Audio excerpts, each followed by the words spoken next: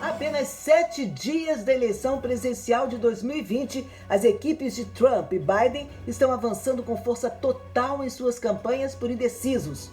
Olá, eu sou Leila Cordeiro e o News for Life está começando agora.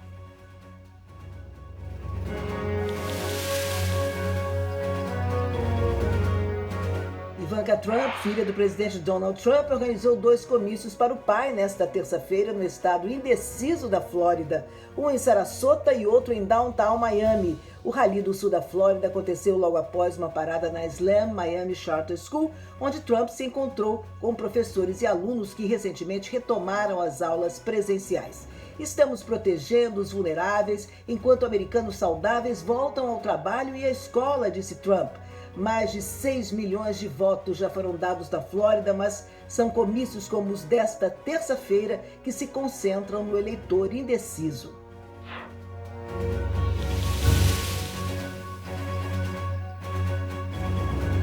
Joe Biden esteve ontem na cidade de Fontes Termais, onde Franklin Delano Roosevelt lidou com a poliomielite para declarar que os Estados Unidos não estão politicamente doentes para superar suas crises econômicas e de saúde, prometendo ser a força unificadora que pode restaurar nossa alma e salvar este país. O candidato democrata à presidência fez seu discurso enquanto tentava partir para a ofensiva política na Geórgia, que não apoia um democrata pela Casa Branca desde 1992. Ele prometeu ser um presidente para todos os americanos de qualquer maneira, mesmo quando disse que a raiva e a suspeita estão crescendo e nossas feridas estão cada vez mais profundas.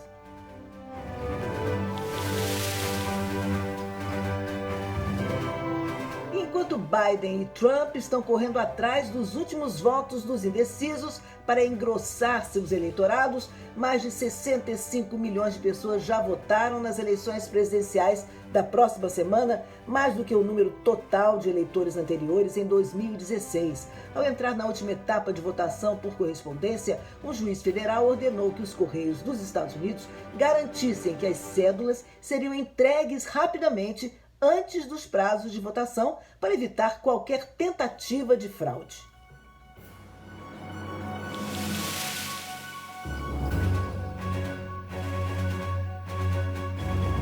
Pois é, mas nesses últimos dias antes do dia D das eleições, não são só os candidatos que estão tensos com os resultados, não. Os eleitores também ficam perguntando quem será o novo chefe da nação mais poderosa do mundo.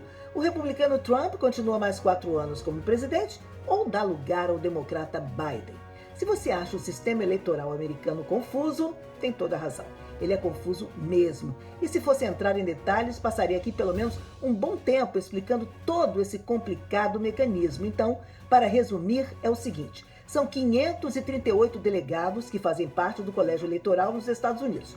Para ser eleito, o candidato deve ter o voto de 50% mais um dos delegados, ou seja, 271 votos. Por enquanto, com base nas pesquisas nacionais, Biden está na frente com 51% e Trump 43%. No entanto, vale a ressalva: por mais que o candidato tenha votos populares, o mais importante é ter votos do colégio eleitoral, pois é ele que escolhe o novo presidente. Portanto, mesmo para os mais experientes analistas políticos, ainda é difícil bater o martelo e dizer com certeza quem será o próximo presidente americano nesta eleição tão controvertida e polarizada.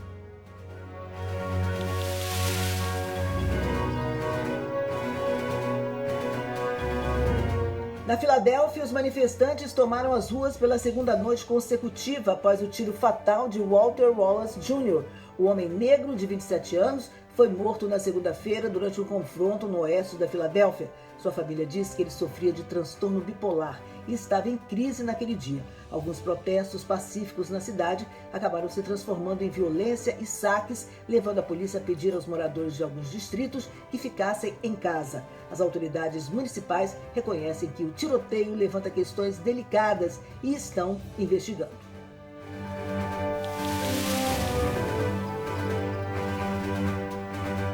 A economia dos Estados Unidos recuperou fôlego nos últimos meses, mas os especialistas temem que essa recuperação esteja perdendo força.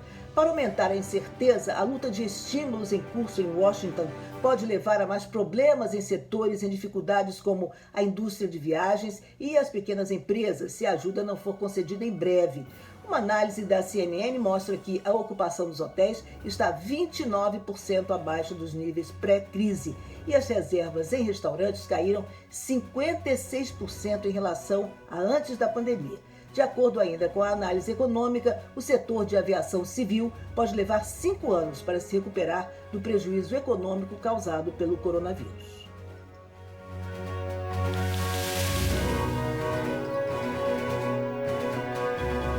Por falar no vírus que fez o mundo todo parar e o ano de 2020 praticamente nem começar, existem hoje 44 vacinas para a Covid-19 sendo testadas em humanos, mas os especialistas dizem que podemos não saber quais funcionam melhor, ou se funcionam, até que as pessoas comecem a tomá-las.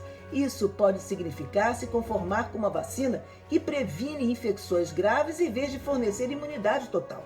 A administração de Trump deve anunciar em breve que o Medicare e o Medicaid cobrirão os custos diretos de qualquer vacina potencial contra o coronavírus que receba autorização de uso de emergência.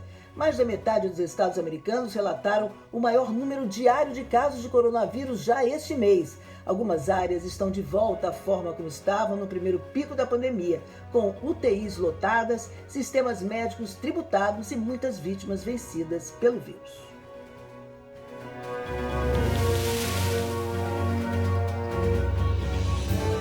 Nem tudo é má notícia quando o assunto é o Covid-19.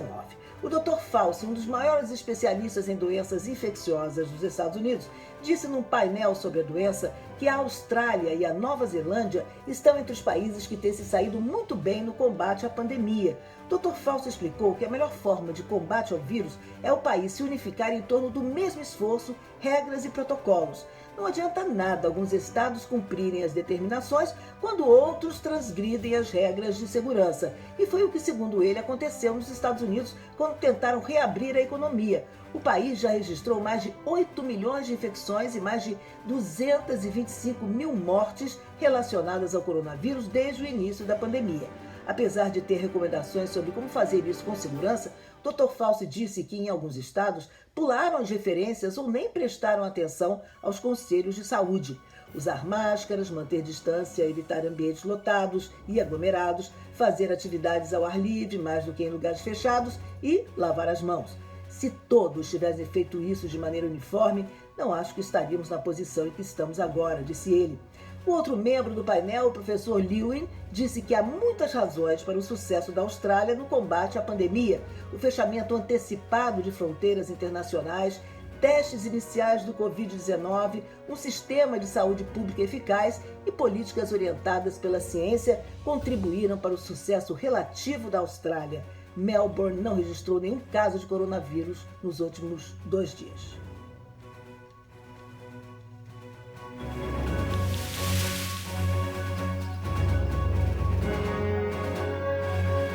E para terminar, uma boa notícia para os aficionados por barcos. O famoso e tradicional Fort Lauderdale Boat Show está de volta à Flórida a partir desta quarta-feira e vai até domingo, mas haverá algumas mudanças que os participantes precisam saber.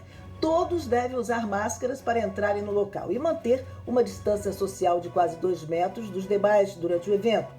Pontos com álcool em gel foram disponibilizados ao redor da área e foram criados mais acessos para limitar as multidões em cada entrada.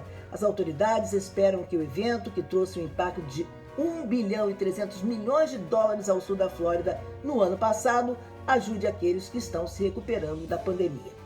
E o News for Life está terminando com informações da CNN americana, ABC e NBC News e também da Reuters. Obrigada pela audiência e eu volto amanhã. Até lá!